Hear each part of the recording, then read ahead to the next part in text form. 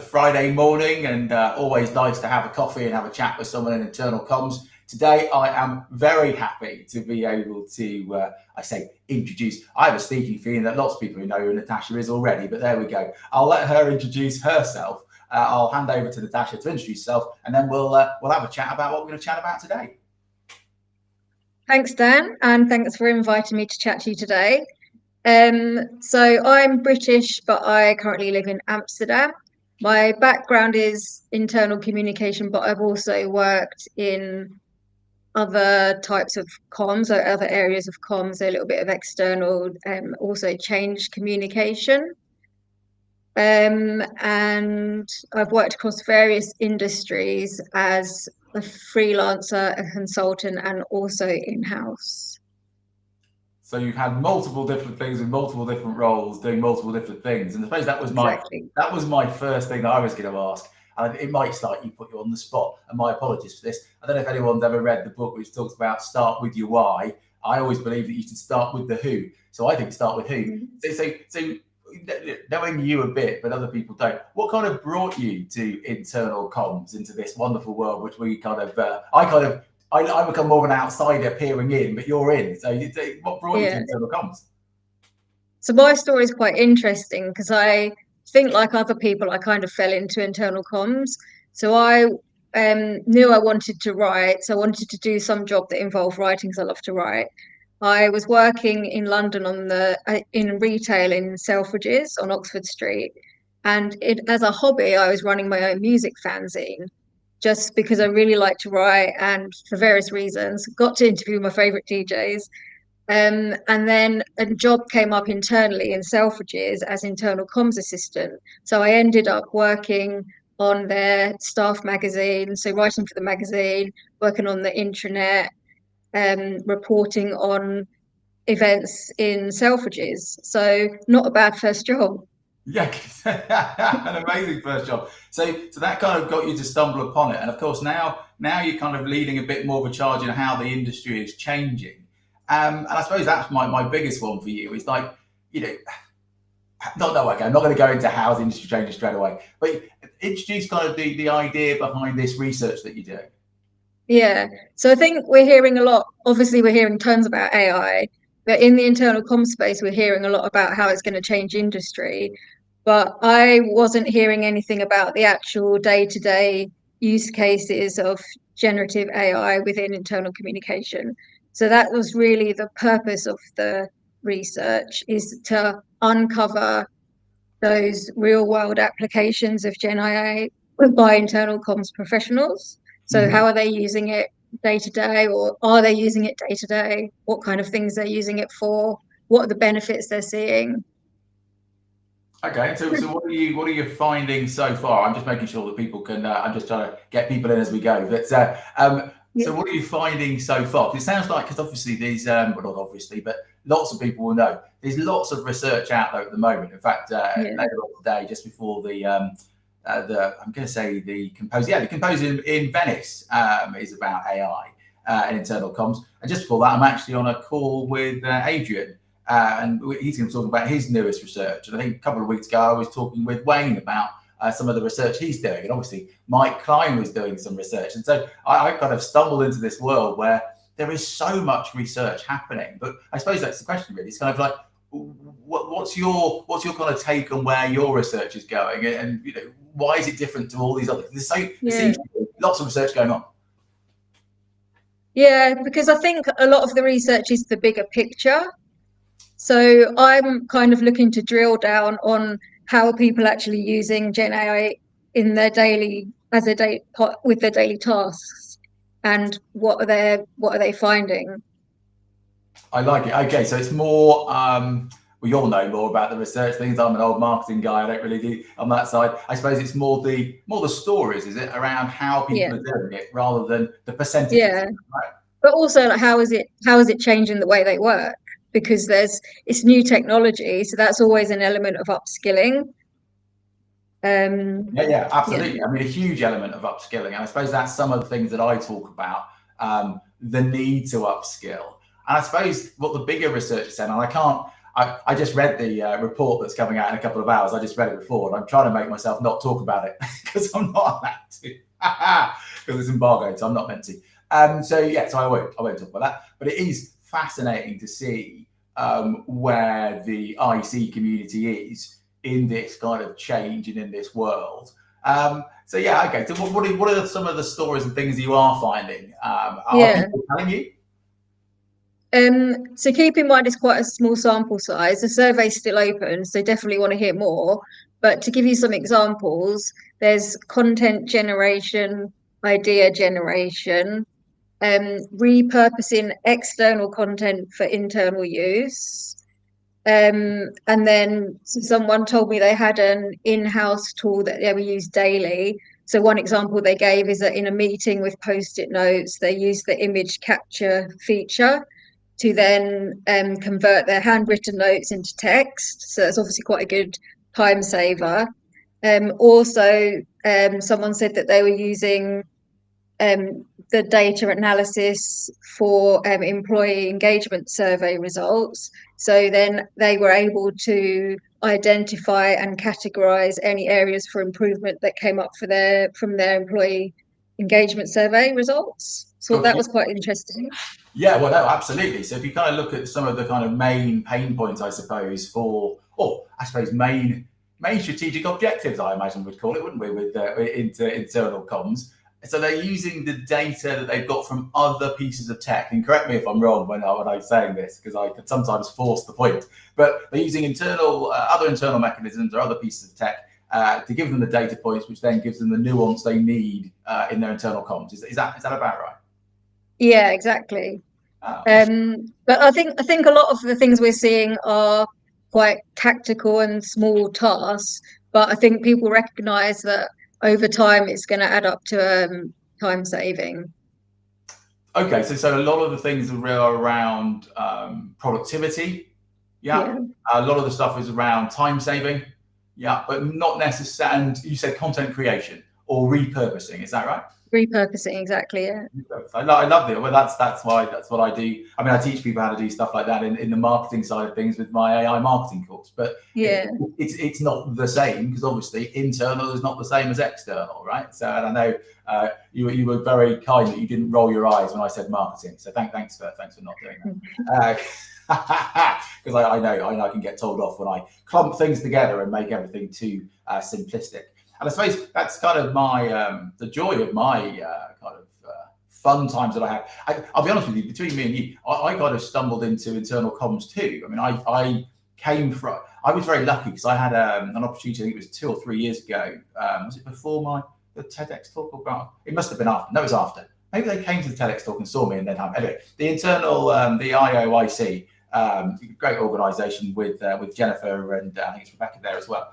And yeah, they hired me to do a talk about the future of work and internal comms. And internal comms is not a huge area that I didn't really know that much about, right? So I'm not an internal comms person. I'm a tech guy and a marketing guy. Yeah, and because I built Your Flop, which is all around employee engagement and things, I've learned more about HR tech and these other things. Of course, all this starts to converge, doesn't it, into this kind of wonderful world. Anyway, talk went very, very well. Somebody else hired me to do another talk for internal comms people and another one. Every time I kind of fell in love more and more with the community and the people who just seemed lovely. You know, you can do, I enjoy doing keynotes for a lot of different sectors and lots of different roles. And let's just say they're not always as opening and as welcoming. Let's put it that way. They're not as lovely. They don't seem to be as caring. That's great to hear. Well, honestly, I won't say that the sectors that you could guess the ones that aren't as much. Doing talks with lawyers is always fun, but that's a different conversation. Anyway, so very, very lovely organisations. Also seems to be very, very caring people, and they were very open to the ideas. And so I was like, oh my goodness, and I started to really love it. So I've been thinking around internal comms maybe for 5 years now, and I don't know about you, but are we seeing enough? This puts you on the spot here, Natasha, but are we seeing enough change in internal comms? Because I'm a very old man, so I've been around for a long time. But I've been at least in this game for 5 years. I've been talking about digital transformation for maybe 20 and talking about AI for about 10. But in those 5 years of internal comms, has it changed a lot? I mean, you're far too young to remember 5 years ago. I mean, who knows? I mean, as in, you know, how that's good, because I should have asked that question before. when did you start your internal comms work? You mean my career or? Yeah. So could you say you went from Yeah, Selfridges to start doing that stuff? yeah. So the stuff for Selfridges, to give you some context. So that was a lot of it was obviously we had frontline on shop floor employees, so we were still printing the magazine for them. And obviously these days you would just use an app. We did have an intranet, but obviously, yeah, things have progressed with technology so much. That sounds, and my apologies, it feels like it was a compliment, but it may have not been. Because you look so young, because you look so well and so young, I was presuming you were younger than you are, which sounds awful. Yeah. Sorry, I just realised that. It was meant to be a compliment, but then I realised how silly it is. So we're both old enough to remember the times of printing and intranets and all these things, which is awesome. And I suppose Yeah. I've been around for maybe 5 years in that bit, so I'm the young one. I'm the young one here from a career point of view, and I suppose I'm not sure how much change we've seen. And I suppose that's my point around the research you're doing. How much change are we seeing in the internal Yeah. comms world? Yeah. Well, I'm actually going to throw that question back to you. So, for example, the use cases I'm finding, this is about people upskilling, but also there might be a need now for managers to then integrate AI into their workflows. So then another level, but then we haven't discussed AI agents. So is that also something that's happening, and how quickly, and what do people need to think about with AI agents? Wow, that's literally what my keynotes are about. I did a keynote a couple of days ago for the Manpower Group. I don't know if you know the Manpower Group, but they're a very large business that kind of in trade recruitment and staffing and things, $1 billion business. I kind of heard of them through something else I'd done many years ago, but they got me to go down to London to do their annual conference, and my talk was purely on this idea of like, where are we with the AI world? And it was amazing because there's lots of people there and lots of very clever people, very high up, very clever folk.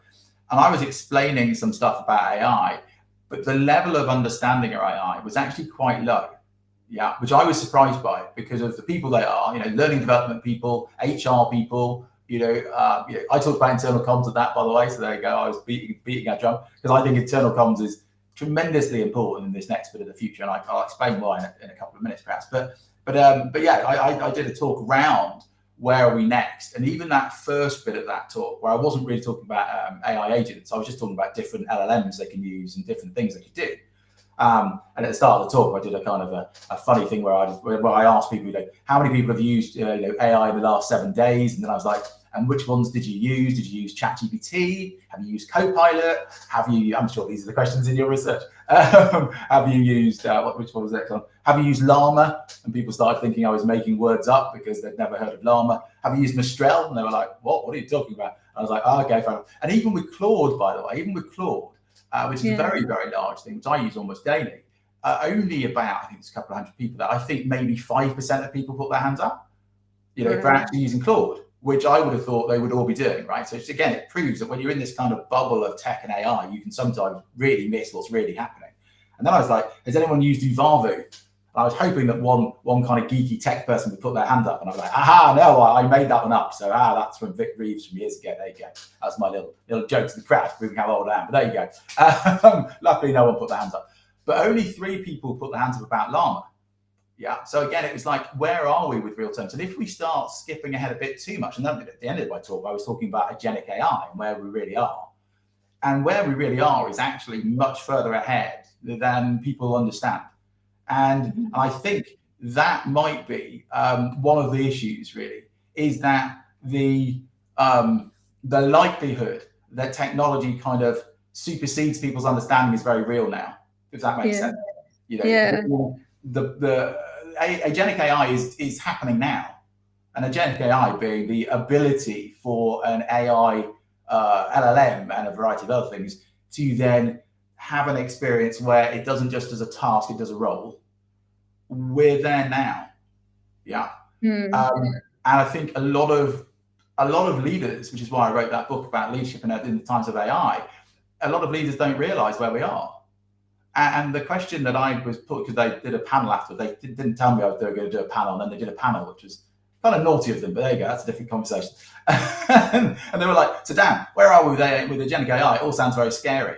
And I was like, I thought you guys already knew all this. I thought you folk knew that we were here already. So I was talking about things like in the coding world, we have things like Cursor and Replit and Lovable and Bolt and all these things. Because if you look at where AI was kind of best at, it was best at coding and stuff first. And well, it was best at maths and thinking, and that links into coding. I won't go too geeky about that. But if you start looking at things like Data Button and all these other things you can now do, Data Button being a way of doing it, everybody now can start creating their own AI agents with a proprietary data source. Now, is that a good or a bad thing? Now, I personally think it's amazing, because if you can start, if you're a coder and you can start having 5 interns that can actually code, you become a more productive coder, right? It's exactly the same with internal comms. If you're a single internal comms person, and then you can now have an intern, now whether they're an artificial intern, or whether they're an automated intern, that's the difference, isn't it? But we're now in this bit where it's not just about, can I create an automated intern which I give a task to do?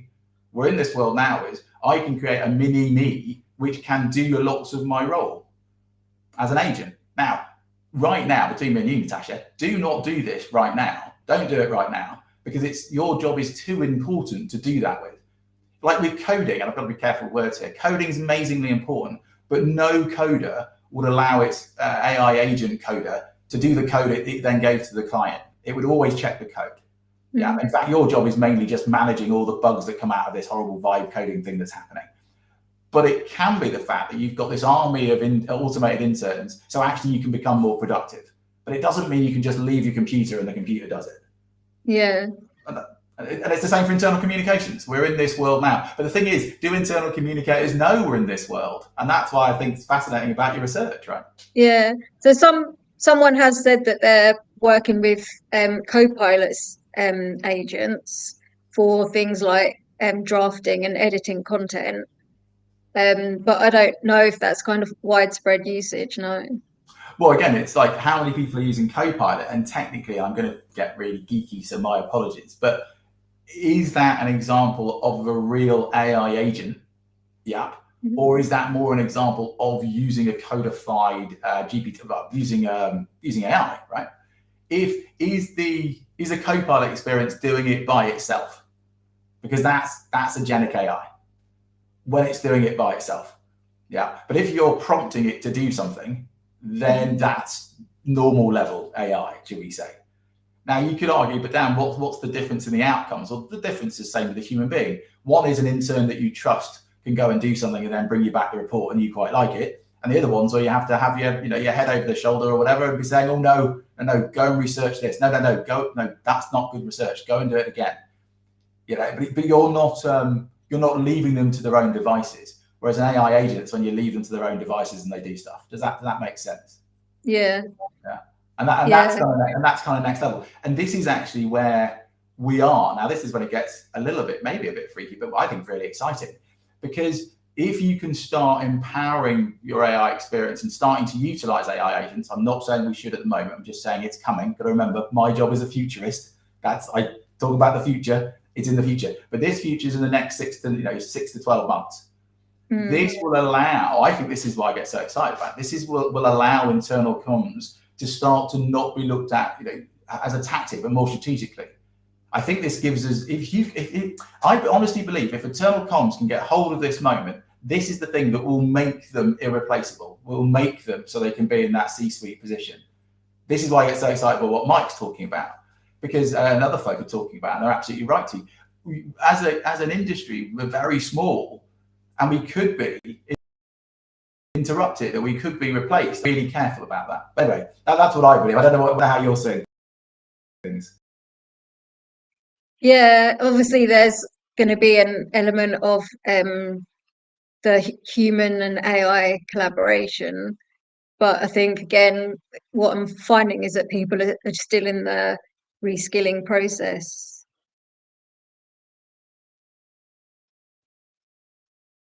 I think we might have lost you, Dan. I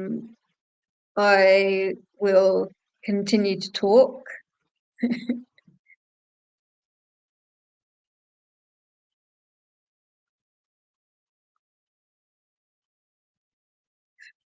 Let me just see if I can get Dan back.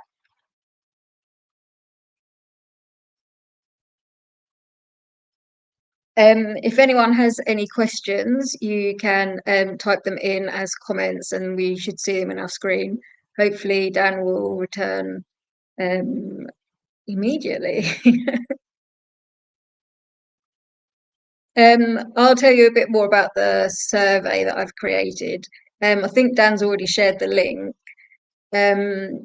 It's actually only 6 questions, the basic survey. It's all anonymous. So the questions are around what types of tools you're using and how often. But also there's another final question around specific use cases. And after that, I would do request an email address for me to be able to follow up with you. So if anyone has a few minutes to spare after this session to just complete the survey, it would be really helpful. We just want to gather as many use cases as possible, a variety, and then be able to share those. Dan, I think you're back.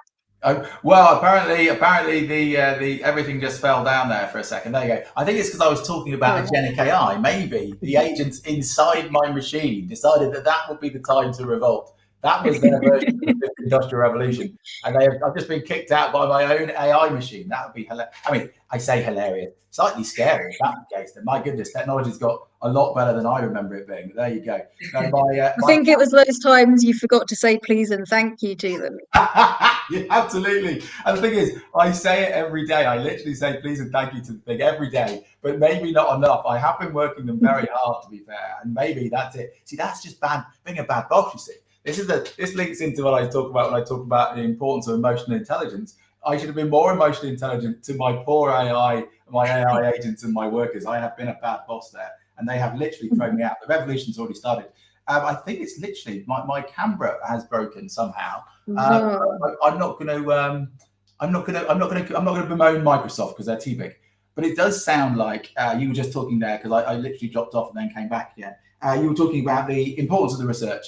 Yeah, how people can also help and chip in. Is that correct? Yeah. Yeah. Exactly. Yeah. And then because we've got the link that we can send to folk, which I'll do as well. Is there anything else on your side of things that you wanted to be able to say about that research before we go? Because we've only got a few more minutes. So, well, I think the main reason we want more is just to be able to share a wide range of the different use cases. So, if the more responses we get, obviously the better. And like I say, the basic survey is just 6 questions, but there might be an element of follow-up required for any specific use cases. But yeah. No, I love it. So basically, the more people we've got, the better it is, of course. And we want it to be the very, very best it can be. I think because of some things I'm going to be potentially writing about with Strategic and others, that we might be able to get some links in there as well. And then, of course, obviously, Natasha, you've got to you're going to have the ability then to be kind of publishing that stuff when it comes out. Do you have any particular kind of deadlines and thoughts around when you want to be kind of creating reports, or is it more of a kind of a free for all as we go? I think hopefully if we get some more responses today, it might be that I share a series over a couple of weeks or something. Or if I can, theme them somehow, then it might depend on really what the responses are.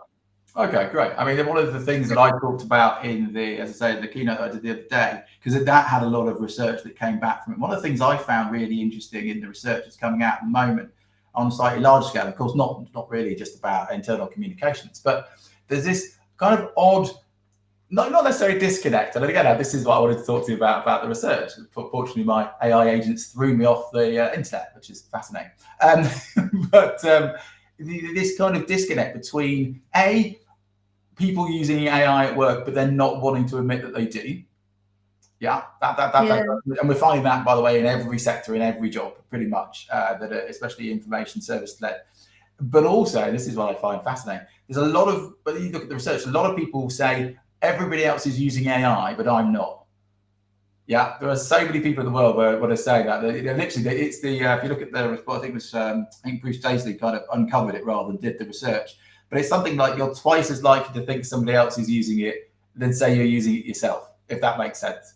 You know, but what I find fascinating is we didn't have this with things like websites and Google and things like that. I mean, to be fair, I can remember being slightly ashamed when people took the rip out of me for using Google because they didn't know the word Google and didn't know what it meant. And they're like, why don't you just go to the library, Dan, you weird techie? You know, what's this Google nonsense? Lycos, what's wrong with Lycos?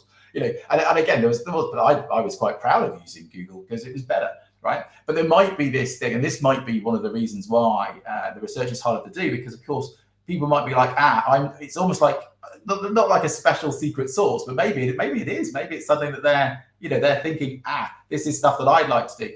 So again, I think it's fascinating, this world where we're living, which is why I love your research, by the way, because I think that's what we should be researching. We should be researching the stories about how people are doing it, not just the numbers and the data and the 32% and the 66%, because that isn't enough. We've got to help each other in internal comms. We've got to help each other and help the community get a hold of this technology and use it the best they can. And the best way to do that, of course, is through storytelling. And we can only do that by answering the great questions you've got in your research. So I'm hoping that more and more people will do that from today. I'm hoping that we can put something together as soon as possible, Natasha. My apologies that that thing broke. I'm going to slightly chat to Microsoft about that because their camera just broke. But they are going to say to me, but that's life, Dan, things break. And I have had it for 5 years. It's just very bad timing, isn't it, to be fair? I shouldn't be mean to technology, especially if it breaks, because it's not its fault. There you go. So anyway, for me, you can't see me, but hello, my name was Dan Sodergren. Normally, I've got a face and things. So I'm not an AI bot, I promise. I haven't come back to the computer. Natasha is very, very real. And Natasha, how can people find you as well on LinkedIn, etc.? I can share my link in the comments to my profile. Awesome. And I think the link to the survey is already shared, but we'll make sure that's definitely there. Okay, great. So everyone connect with Natasha as well, and then do the things. And Natasha, you are of course fantastic, very much human, very much lovely, and very much into the internal comms world. I will also do some kind of blog type thing as well to kind of help with that research, and then hopefully when we've got more things out there, we've got more stories to tell, we can help the whole community together. Yeah, Natasha, that's the plan. Yeah, thanks a lot, Dan. No worries, always a pleasure. Take care. Bye bye. Thanks. Bye.